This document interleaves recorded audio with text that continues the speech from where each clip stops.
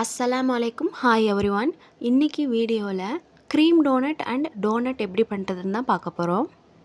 சொதப்பலாக போன டோனட்டை எப்படி நம்ம காப்பாற்றி பர்ஃபெக்ட் டோனட்டாக கொண்டு வந்தோம் அப்படிங்கிறது தான் நீங்கள் பார்க்க போகிறீங்க. அதுக்கு முதல்ல இப்போ நம்ம ஈஸ்ட் ஆக்டிவேட் பண்ண போகிறோம். அதுக்கு கை பொறுக்கிற அளவு வெதுவெதுப்பான சூடான பாலை எடுத்துக்கிறோம்.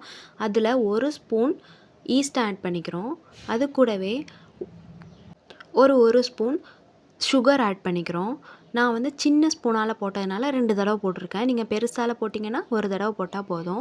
இதை நல்லா மிக்ஸ் பண்ணி விட்டுட்டு ஒரு 5 மினிட்ஸ் வெயிட் பண்ணோம் அப்படின்னா இந்த ஈஸ்ட் நல்லா ஆக்டிவேட் ஆகி வந்திருக்கும். இப்போ உங்களுக்கு தெரியுதா? இது வந்து ஆக்டிவேட் ஆனதுக்கப்புறம் நல்லா மேலே நுரையா வந்திருக்கும். வந்துடுச்சு அப்படின்னா ஈஸ்ட் ஆக்டிவேட் ஆகிடுச்சு அப்படின்னு அர்த்தம். நான் ஈஸ்ட் ஆக்டிவேட் பண்ணுறதுக்கு நிறைய பால் எடுத்துட்டேன். இந்த அளவு நீங்கள் எடுக்காதீங்க. 1/4 கப் எடுத்தால் போதும். இப்போது ஒரு மரவையில் நான் வந்து மிக்ஸ் பண்ண போகிற மாவு, நீங்கள் வந்து ஒர்க் ஸ்பேஸ் இருந்துச்சுன்னா அதில் கூட பண்ணிக்கலாம். ஒரு மரவையில் நான் 1/2 கப்பு மைதா மாவு சேர்த்துக்கிறேன்.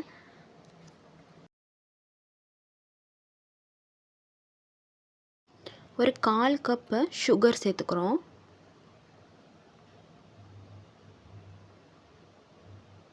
அது கூடவே ஒரு 1/4 டேபிள் ஸ்பூன் உப்பு சேர்த்துக்கிறோம்.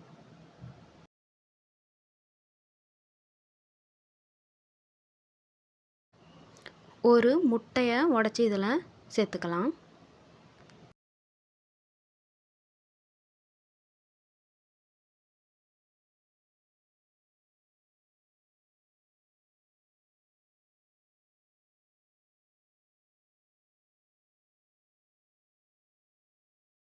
ஒரு 4 ஸ்பூன் பட்டர் ஆட் பண்ணிக்கிறோம். பட்டரை வந்து ஃப்ரிட்ஜிலேருந்து முன்னாடியே வெளியே எடுத்து கொஞ்சம் மெல்ட் ஆக விட்டு அதுக்கப்புறம் இந்த மாதிரி கன்சிஸ்டன்சியில் இருக்கும்போது நம்ம இதில் ஆட் பண்ணிக்கலாம்.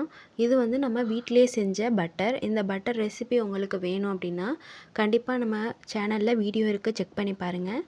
ஐகார்ட்லேயே நான் உங்களுக்கு லிங்க் தரேன், மறக்காமல் போய் பாருங்கள்.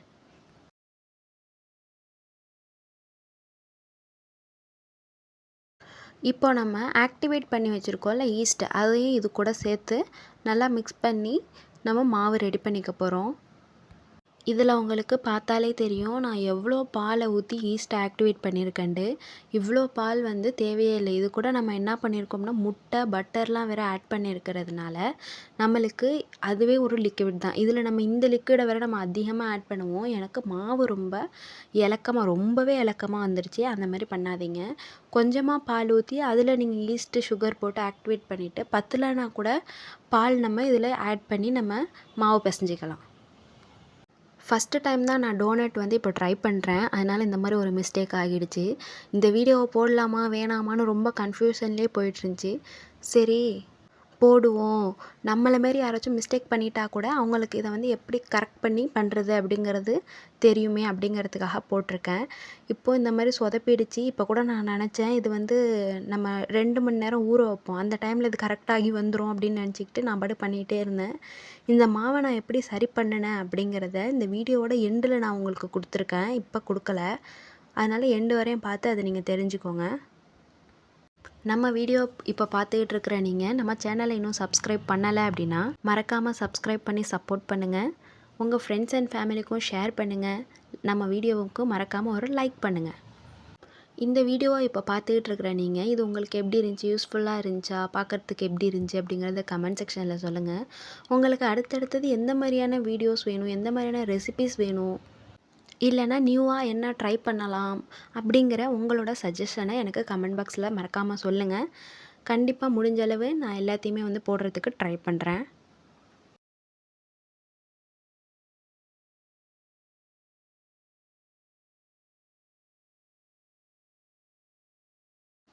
நல்லா மிக்ஸ் பண்ணி பார்த்தேன். அப்போயும் இந்த மாவு இப்படி தான் இருக்குது. இவ்வளோ தண்ணியாக தான் எனக்கு இருந்துச்சு. நீங்கள் இந்த மிஸ்டேக் மட்டும் பண்ணிடாதீங்க. கரெக்டாக மிக்ஸ் பண்ணுங்கள். பால் கொஞ்சம் கொஞ்சமாக ஊற்றி மிக்ஸ் பண்ணால் போதும். இப்போது இந்த மாவை நம்ம வந்து ஒரு 2 மணி நேரம் 1.5லேருந்து 2 மணி நேரத்துக்கு நம்ம ஊற வைக்கணும். அது நல்லா நம்மளுக்கு உப்பி வரும் புஃப்ஃபுன்னு. அப்போ தான் நம்மளுக்கு ஈஸ்ட் நல்லா ஆக்டிவேட் ஆகி வந்திருக்கும். இப்போது ஒரு ஏனத்தில் நம்ம எண்ணெயை வந்து கீழே அப்ளை பண்ணி நல்லா தேய்ச்சி விட்டுட்டு அதில் இந்த மாவை வச்சு அந்த மாவுக்கும் மேலே கொஞ்சம் எண்ணெய் ஊற்றி நல்லா அப்ளை பண்ணி விட்டு வச்சுட்டோம் அப்படின்னா 2 மணி நேரம் கழித்து பார்ப்போம் எப்படி வந்திருக்கு அப்படின்னு. இப்போ நீங்கள் மாவு கரெக்டாக மிக்ஸ் பண்ணியிருந்தீங்க அப்படின்னா எடுத்து வைக்கிறது ஈஸியாக இருக்கும். என்னோட தண்ணியாக இருக்கிறதுனால கையில் ஒட்டி ஒட்டிக்கிட்டே வந்துச்சு.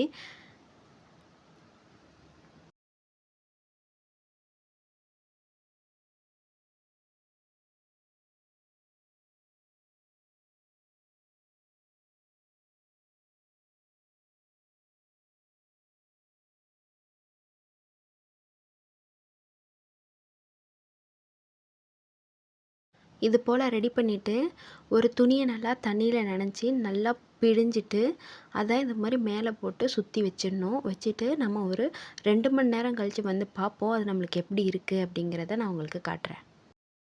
இப்போது 2 மணி நேரம் ஊறிடுச்சு. வாங்க எப்படி இருக்குன்னு பார்ப்போம்.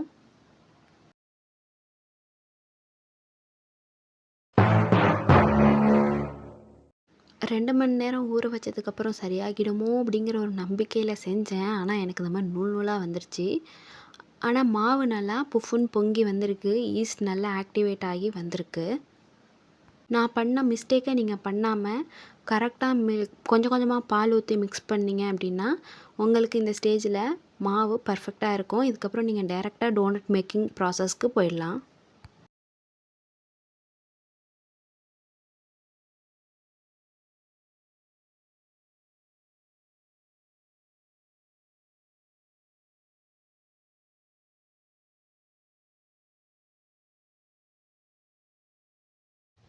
ஒரு வழியாக அந்த மாவை சரி பண்ணி கரெக்டான பதத்துக்கு நம்ம கொண்டுட்டு வந்தாச்சு. இதோ இருக்குது பாருங்கள், இதை நம்ம சரி பண்ணி கொண்டு வந்த பதம். நீங்கள் மிக்ஸ் பண்ணும்போது உங்களுக்கு இந்த மாதிரி வரணும். இந்த மாதிரி வந்துச்சு அப்படின்னா அது உங்களுக்கு பர்ஃபெக்ட் டோனட்டை கொடுக்கும். இப்போ இதை நம்ம நல்லா தேய்ச்சி எடுத்துக்கிறோம். இது தேய்க்கிறதுக்கு முன்னாடி கீழே கொஞ்சம் மாவு தூவிக்கணும். அப்போ தான் நம்மளுக்கு ஒட்டாமல் நல்லா வரும். இதை நல்லா தேய்ச்சிக்கணும். எப்படின்னா ஒரு 1/2 இன்ச்சு அளவுக்கு மொத்தம் இருக்கிற மாதிரி வச்சு தேய்ச்சிட்டு நம்ம எப்படி கட் பண்ணுறது அப்படிங்கிறத பார்க்கலாம்.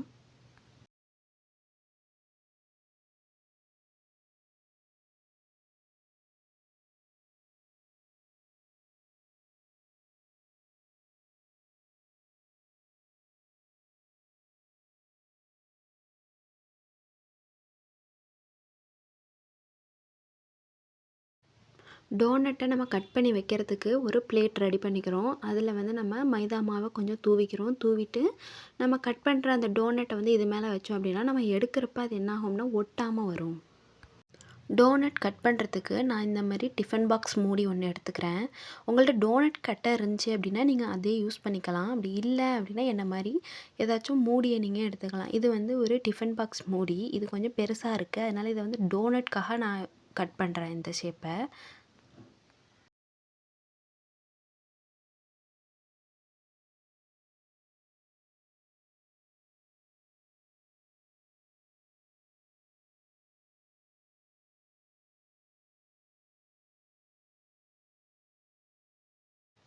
இது வந்து ஒரு பாட்டிலோட மூடி. இது வந்து நம்ம க்ரீம் டோனட் செய்கிறதுக்கு பன் மாதிரி நம்மளுக்கு டோனட் வரணும். அது டோனட் சைஸை விட கொஞ்சம் சின்ன சைஸாக இருக்கணும். அதுக்காக நான் இந்த மூடியை செலக்ட் பண்ணியிருக்கேன். உங்கள் வீட்டில் எந்த மாதிரியான மூடி இருக்கோ அதை நீங்கள் எடுத்துக்கலாம். ஒரு பெரிய மூடி வந்து டோனட்க்கும், சின்ன மூடி வந்து அந்த க்ரீம் டோனட் பண்ணுறதுக்கு நம்ம கட் பண்ணுறதுக்கும் எடுத்துக்கலாம்.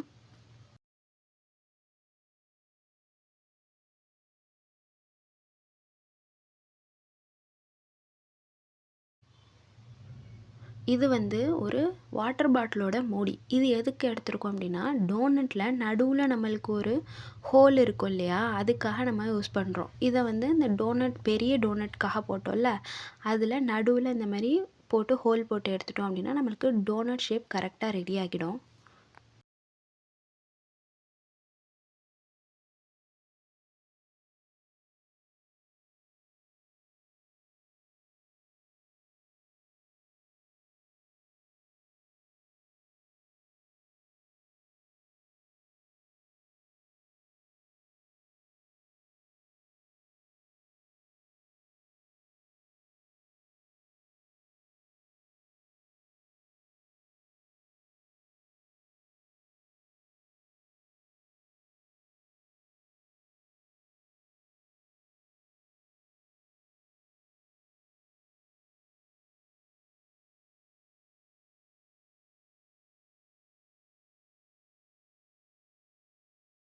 இது மாதிரி நம்ம கட் பண்ண ஷேப்பை தவிர மிச்சம் இருக்கிற மாவை தனியாக எடுத்துக்கிட்டு நம்ம கட் பண்ணி வச்சுருக்கிற இந்த டோனட் ஷேப்ஸை நம்ம ரெடி பண்ணி வச்சுருக்கோம்ல தட்டு மாவு தூவி அதில் எடுத்து ஒன்று ஒன்றா வச்சுட்டோம் அப்படின்னா அது நம்மளுக்கு ஒட்டாமல் எடுக்கும் போது கரெக்டாக வந்துடும். அந்த மாதிரி நம்ம வச்சுட்டு நெக்ஸ்ட்டு நம்ம லெஃப்ட் ஓவர் மாவை எடுத்து வச்சுருக்கோம்ல அதை வந்து ஒரு தடவை நல்லா பிசைஞ்சி அதையும் இந்த மாதிரி நல்லா நீட்டி விட்டு நம்ம கட் பண்ணி எடுத்துடலாம் ஷேப்பாக.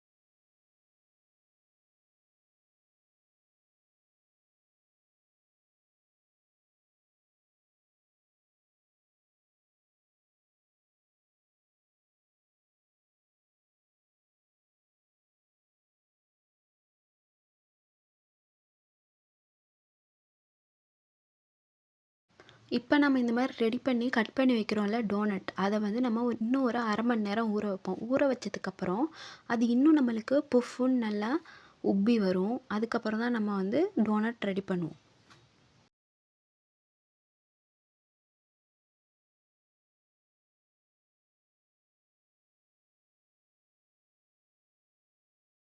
இப்போ நம்ம கட் பண்ணி வச்ச டோனட் அரை மணி நேரம் நம்ம ரெஸ்ட்டு கொடுத்து எடுத்தாச்சு. இப்போ பாருங்கள் இதோட அந்த சைஸ் வந்து டபுள் ஆகியிருக்கு.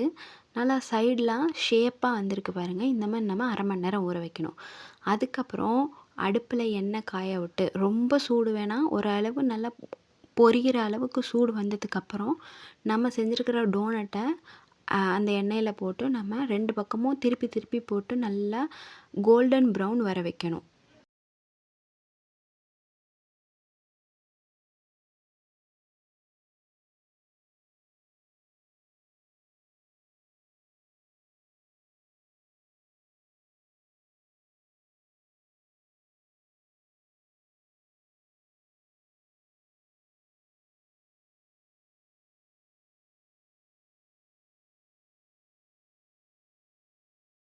இப்போ பார்த்தீங்கன்னா நல்லா கோல்டன் ப்ரௌனில் நம்மளுக்கு வந்துருச்சு. இந்த ஸ்டேஜில் நம்ம எடுத்துடலாம்.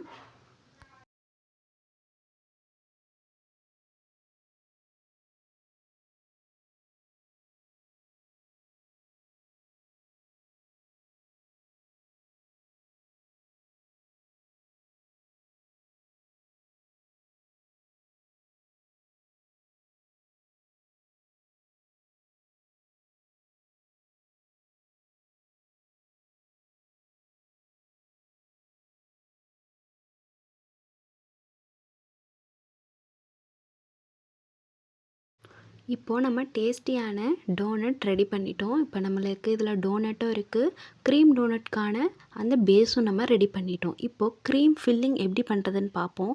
அதுக்கு நம்மளுக்கு ஃபஸ்ட்டு ஒரு க்ரீம் வேணும். இந்த க்ரீம் எப்படி ரெடி பண்ணணும் அப்படிங்கிற வீடியோ நம்ம சேனலில் ஏற்கனவே இருக்குது.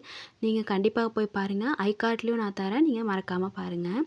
இப்போது இந்த மாதிரி இந்த க்ரீம் டோனட்காக நம்ம ரெடி பண்ண பன்னை எடுத்துக்கணும். எடுத்துகிட்டு அதில் ஒரு ஸ்பூனோட பேக் சைடு எடுத்துக்கோங்க. எடுத்துகிட்டு அந்த சைடில் நம்ம நடுவில் ஹோல் போட்டு நல்லா சைடு வரைக்கும் அதை திருப்பி விட்டு உள்ளே நல்லா கேப் வரா மாதிரி நம்ம ரெடி பண்ணிக்கணும். நாம் ரெடி பண்ணி வச்சுருக்கிற க்ரீமை இது போல் ஒரு பிளாஸ்டிக் கவரில் போட்டு மேலே வந்து லப்பர் பேண்ட் வச்சு ஒரு டைட் கொடுத்துட்டு அதோட எட்ஜில் நம்ம ஒரு கட் பண்ணிட்டோம் அப்படின்னா நம்மளுக்கு ஹோல் ரெடி ஆகிடும். இப்போ நம்ம அந்த டோனட் பேஸில் போட்டு வச்சுருக்கிற ஹோல்குள்ளே இந்த க்ரீமை வந்து ஃபில் பண்ணுறோம். இது போல் நம்ம எல்லா டோனட்ஸ்லையும் ஃபில் பண்ணிட்டோம் அப்படின்னா நம்மளுக்கு சூப்பரான க்ரீம் டோனட் ரெடி ஆகிடும். கண்டிப்பாக செம்மையாக இருக்கும். ட்ரை பண்ணி பாருங்கள். எல்லா டோனட்ஸ்லேயும் இந்த மாதிரி நம்ம ஃபஸ்ட்டு ஹோல் போட்டு வச்சுக்கிட்டோம் அப்படின்னா நம்ம வரிசையாக எல்லாத்துலேயும் க்ரீம் ஃபில் பண்ணிடலாம்.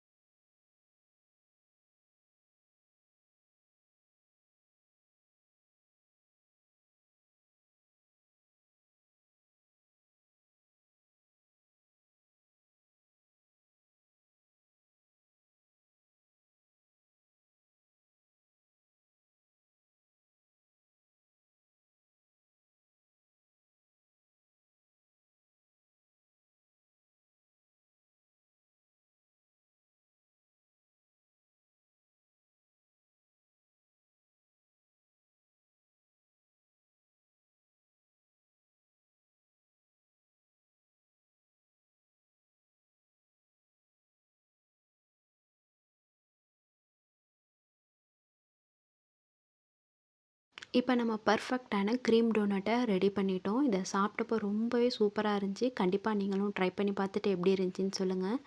இப்போ வந்து நம்ம அந்த சொதப்பின மாவை எப்படி சரி பண்ணணும் அப்படிங்கிற ப்ராசஸ்க்கு வந்துட்டோம். வாங்க எப்படி பண்ணலான்னு பார்ப்போம். உங்களுக்கு இந்த மாதிரி சொதப்பிடுச்சு அப்படின்னா உங்களுக்கும் இது வந்து யூஸ்ஃபுல்லாக இருக்கும். அந்த நேரத்தில் நீங்கள் சொதப்ப மாட்டீங்க, கரெக்டாக தான் பண்ணுவீங்க. இருந்தாலும் சப்போஸ் எப்பயாச்சும் இந்த மாதிரி மாவு உங்களுக்கு ரொம்ப தண்ணி ஆகிடுச்சி இல்லை ரொம்ப லூஸ் ஆகிடுச்சு அப்படின்னா உங்களுக்கு இது கண்டிப்பாக யூஸ்ஃபுல்லாக இருக்கும். இது போல் மாவு நிறைய டஸ்ட் பண்ணிவிட்டு அது மேலே இந்த நான் ரெடி பண்ணல இந்த சொதப்பின மாவு இதை தூக்கி வச்சுட்டு இது போல் லைட்டாக நம்ம கையால் ப்ரெஷர் கொடுத்து இப்போ நம்ம மாவில் அந்த லிக்விட் தான் அதிகமாகிடுச்சு. இப்போ நம்ம ப்ரெஷர் கொடுத்து நம்ம டஸ்ட் பண்ணியிருக்கிற மாவு இதை அப்சர்வ் பண்ண இதில் உள்ள அந்த ஈரப்பதம் வந்து நம்மளுக்கு குறைஞ்சி மாவு கொஞ்சம் திக்காகும். இப்போது இந்த மாதிரி லைட்டாக ப்ரெஷர் கொடுத்து ஃபஸ்ட்டு பண்ணணும். எடுத்தோடனே போட்டு நம்ம ரொம்ப அழுத்தமாக பிசைஞ்சிடக்கூடாது. இந்த போல் லைட்டாக ப்ரெஷர் கொடுத்து ஃபஸ்ட்டு மாவை கொஞ்சம் திக்காக்குவோம்.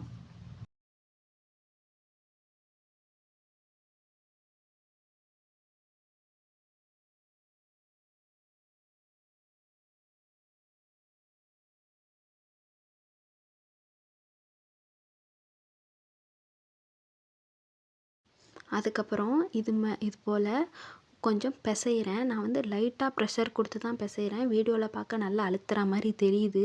ஆனால் லைட்டாக ப்ரெஷர் கொடுத்து தான் பிசைகிறேன். இதே போல் தான் பண்ணணும். ரொம்ப நம்ம அழுத்தவும் கூடாது போட்டு.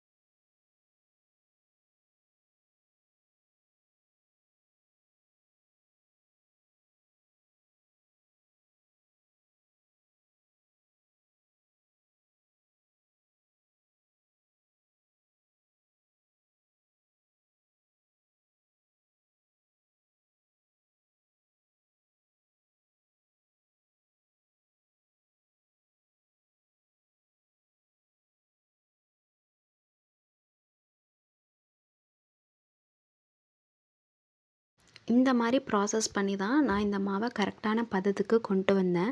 இந்த வீடியோ கொஞ்சம் லென்த்தாக தான் இருக்கும். இதுலேயே நான் கொஞ்சம் கட் பண்ணி கொஞ்சம் இதை வந்து ஃபாஸ்ட் ஃபார்வர்ட் பண்ணி தான் போட்டிருக்கேன். அப்பயும் இது லென்த்தாக தான் இருக்குது. ஏன்னா உங்களுக்கு வந்து எல்லா ப்ராசஸும் கரெக்டாக தெரியணுங்கிறதுக்காக தான் இவ்வளோ லென்த்தாக போட்டிருக்கேன். இந்த வீடியோ உங்களுக்கு யூஸ்ஃபுல்லாக இருந்திருக்கும்னு நினைக்கிறேன். எப்படி இருந்துச்சுன்னு மறக்காமல் கமெண்ட் செக்ஷனில் சொல்லுங்கள். தேங்க்ஸ் ஃபார் வாட்சிங்.